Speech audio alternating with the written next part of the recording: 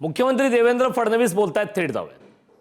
त्यांना काँग्रेसने दिलेला नाही, भारतरत्न देखील काँग्रेसने दिलेला नाही, हे या ठिकाणी स्पष्टपणे सांगू इच्छितो. देखिए, कांग्रेस पार्टी ने पहले तो इस बात की माफ़ी मांगनी चाहिए कि गृह मंत्री अमित शाह जी का जो पूरा बयान था उसको आधा काटकर उन्होंने उस पर राजनीति की, संसद का भी समय उसमें खराब किया.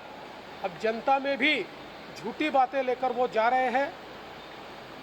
परिस्थिति ऐसी है कि संसद में भाषण के दरमियान आदरणीय प्रधानमंत्री मोदी जी ने जिस प्रकार से कांग्रेस को एक्सपोज किया, कैसे कांग्रेस ने और नेहरू जी, इंदिरा जी, राजीव जी से लेकर सोनिया जी तक, राहुल जी तक, कैसे लगातार कांग्रेस पार्टी ने और उसके नेताओं ने संविधान का अपमान किया, आरक्षण को नकारा, ये सारे एविडेंसेस उन्होंने देने के बाद एक प्रकार से कांग्रेस बौखलाई और बौखलाहट में इस प्रकार का काम कांग्रेस कर रही है.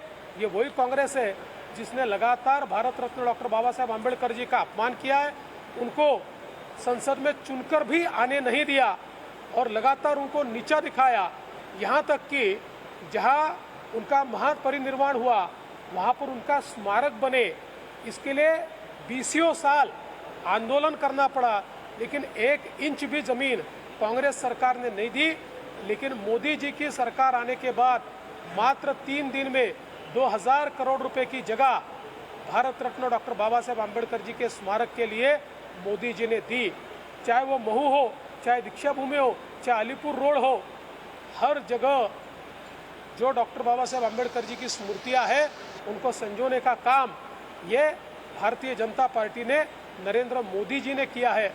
और लंदन में जहां पर डॉक्टर बाबा साहेब आम्बेडकर पढ़े, वो घर एक प्रकार से लीलाओं में जा रहा था और लगातार सारे के सारे आम्बेडकर जी के अनुयायी ये कह रहे थे कि इसको सरकार ने खरीद लेना चाहिए, लेकिन कांग्रेस सरकार ने उसको सिरे से नकार दिया.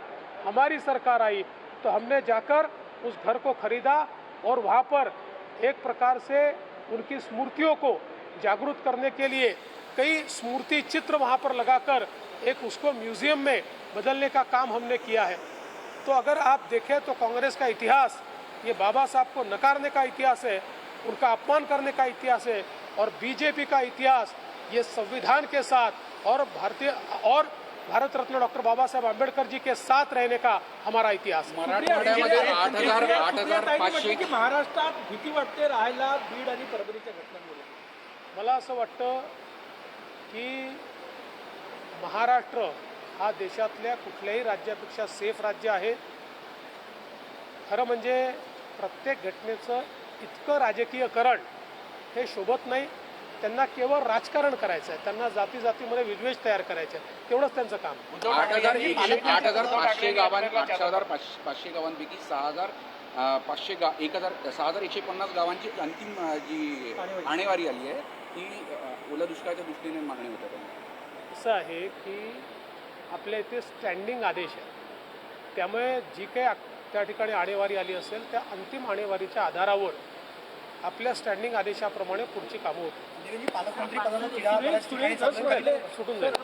वाल्मिक कराडला अटक करा, गुन्हा दाखल करा आणि बीडचं पालकमंत्रीपद तुम्ही घ्यावं, सुरेश दसांनी. असं आहे की बीडचं पालकमंत्रीपद कोणी घ्यायचं या संदर्भात अजितदादा, मी आणि शिंदेसाहेब आम्ही ठरवू. त्या संदर्भात ते कोणी घ्यावं, कोणाला द्यावं हे आम्ही ठरवू. पण बीडमध्ये कोणाचीही दादागिरी आम्ही चालू देणार नाही.